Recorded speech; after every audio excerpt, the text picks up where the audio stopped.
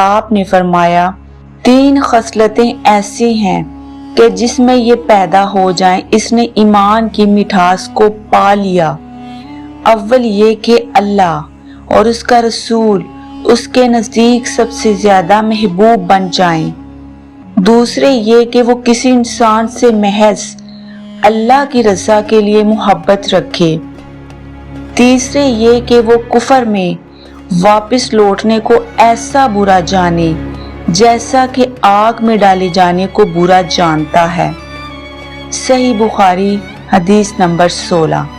آپ صلی اللہ علیہ وآلہ وسلم نے فرمایا انصار سے محبت رکھنا ایمان کی نشانی ہے اور انصار سے کینہ رکھنا نفاق کی نشانی ہے۔ صحیح بخاری حدیث نمبر 17۔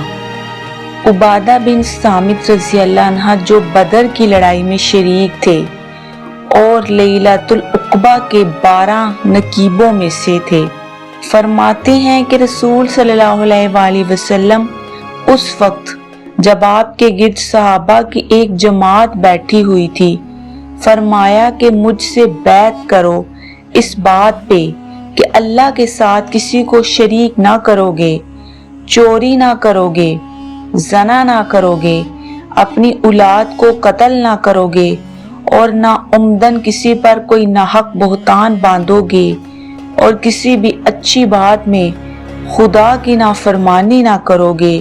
جو کوئی تم میں سے اس عہد کو پورا کرے گا تو اس کا ثواب اللہ کے ذمہ ہے، اور جو کوئی ان بری باتوں میں سے کسی کا ارتکاب کرے اسے دنیا میں اسلامی قانون کے تحت سزا دی گئی تو یہ سزا اس کے گناہوں کے لیے بدلہ ہو جائے گی، اور جو کوئی ان میں سے کسی بات میں مبتلا ہو گیا اور اللہ نے اس کے گناہ کو چھپا لیا تو پھر اس کا معاملہ اللہ کے حوالے ہے، اگر چاہے تو معاف کرے اور اگر چاہے تو سزا دے دے۔ عبادہ کہتے ہیں کہ پھر ہم سب نے ان سب باتوں پر آپ صلی اللہ علیہ وآلہ وسلم سے بیعت کر لی۔ صحیح بخاری حدیث نمبر 18۔ رسول پاک صلی اللہ علیہ وآلہ وسلم نے فرمایا وہ وقت قریب ہے جب مسلمان کا سب سے عمدہ مال اس کی بکریاں ہوں گی جن کے پیچھے وہ پہاڑوں کی چوٹیوں اور برساتی وادیوں میں اپنے دین کو بچانے کے لیے بھاگ جائے گا۔ صحیح بخاری حدیث نمبر 19۔ رسول اللہ صلی اللہ علیہ وآلہ وسلم لوگوں کو کسی کام کا حکم دیتے تو وہ ایسا ہی کام ہوتا جس کے کرنے کی لوگوں میں طاقت ہوتی۔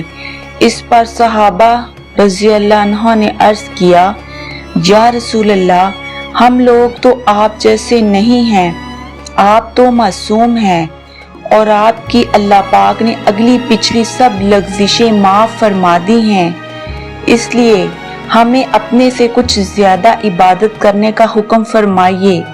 یہ سن کر آپ ناراض ہوئے حتیٰ کہ خفگی آپ کے چہرے مبارک سے ظاہر ہونے لگی۔ پھر فرمایا کہ بے شک میں تم سب سے زیادہ اللہ سے ڈرتا ہوں اور تم سب سے زیادہ اسے جانتا ہوں، بس تم مجھ سے بڑھ کر عبادت نہیں کر سکتے۔ صحیح بخاری حدیث نمبر 20۔